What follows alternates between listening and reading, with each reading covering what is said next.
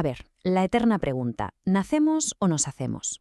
Durante muchísimos años este ha sido el gran debate en salud mental, pero la neurobiología moderna nos está enseñando que la respuesta es, mucho más interesante. Es una especie de danza, una coreografía muy compleja entre los genes que heredamos y el mundo que nos va moldeando. Hoy vamos a sumergirnos precisamente en eso, en cómo esa interacción da forma a nuestra mente y por qué entenderla es absolutamente fundamental para el futuro de la psiquiatría. Esta frase, la verdad, lo resume a la perfección. Las cartas genéticas que nos tocan al nacer no las podemos cambiar, son las que son. Pero lo que sí podemos hacer es aprender a jugar la partida. Y es justo ahí, en cómo jugamos con nuestro entorno, con nuestras experiencias, donde de verdad está el poder para cuidar y moldear nuestra salud mental. Bien, para desentrañar esta interacción tan compleja, vamos a seguir un camino muy claro. Primero, sentaremos las bases, genes y ambiente. Después, analizaremos lo que se conoce como el primer y el segundo impacto.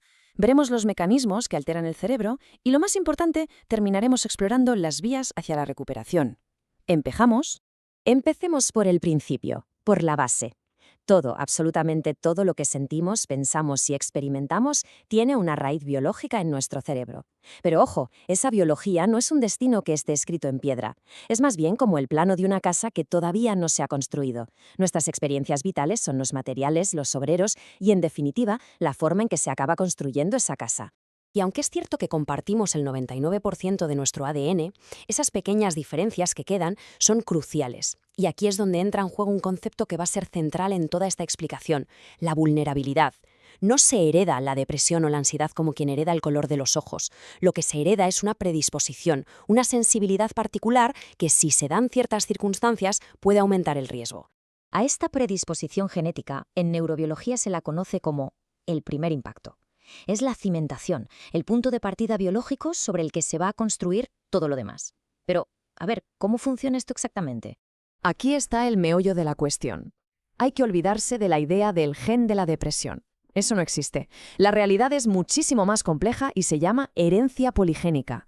Pensemos en una orquesta con cientos de músicos. Ninguno por sí solo define la sinfonía, pero la combinación de todas sus pequeñas aportaciones crea la melodía final.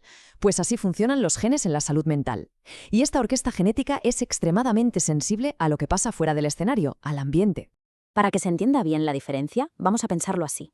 Algunas enfermedades genéticas son como un interruptor de la luz. Si tienes ese gen concreto, la luz se enciende. Y punto. Eso es monogénico. Pero la salud mental no es un interruptor, es más bien un regulador de intensidad, un potenciómetro. Es un juego de probabilidades, no de certezas, donde el ambiente es la mano que mueve ese regulador hacia arriba o hacia abajo. Y claro, si la genética es la pólvora, el entorno es la chispa. Esto nos lleva directamente al segundo impacto, el detonante ambiental, esa experiencia de vida que puede llegar a activar una vulnerabilidad que hasta entonces estaba latente. Este es el modelo que lo une todo. La hipótesis de los dos impactos. Es como imaginar a dos personas caminando bajo la lluvia. Una lleva un paraguas genético, digamos, muy resistente, y la otra uno un poco más frágil. Si cae una llovizna suave, es muy probable que las dos lleguen secas a casa. Pero si de repente cae una tormenta de estrés brutal, el paraguas más frágil tiene muchas más papeletas para romperse. No es solo el paraguas, ni es solo la tormenta, es la combinación de las dos cosas. Y si hay una chispa ambiental especialmente potente, una que expertos como la doctora Fañana señalan una y otra vez por su poder devastador, esa es la violencia sufrida durante la infancia. Es probablemente el factor de riesgo más estudiado y con resultados más concluyentes. Y ojo, que este impacto no es una metáfora, es algo físico, es medible. Fíjense, el cerebro de un niño que sufre una negligencia extrema puede llegar a tener un volumen hasta un 30% menor. No estamos hablando de cicatrices emocionales invisibles, estamos hablando de un cambio estructural profundo en el propio órgano que nos define, y esto tiene consecuencias para toda la vida. Para poner esto en perspectiva, esta cifra es tremenda. Sugiere que casi la mitad de los diagnósticos de trastornos mentales en la infancia podrían estar directamente ligados a experiencias de maltrato. Es un dato demoledor, que nos obliga a mirar más allá de la biología pura y dura, y a entender el poder absoluto que tienen las experiencias tempranas. Bueno, ya hemos visto que el estrés y la vulnerabilidad pueden alterar físicamente el cerebro, pero ¿qué es lo que pasa exactamente a nivel celular? ¿Cómo se traduce esa chispa del ambiente en un cambio biológico real? Pues ahora toca mirar dentro de las neuronas. Uno de los procesos más destructivos se conoce como excitotoxicidad. A ver, imaginemos que las neuronas se comunican con pequeños gritos de un neurotransmisor, el glutamato. Un grito de vez en cuando es normal para llamar la atención, pero el estrés crónico es como si alguien estuviera gritando sin parar a pleno pulmón. La neurona que escucha se ve tan abrumada que abre sus compuertas de par en par al calcio.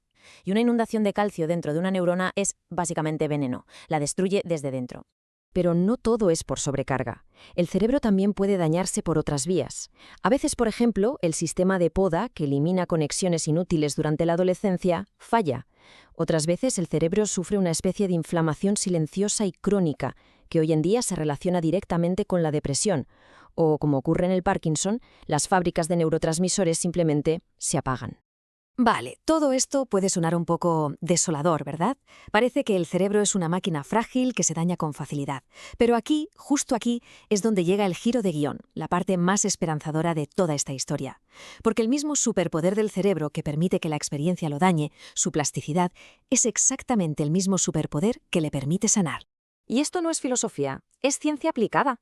Es la base de toda la psiquiatría moderna.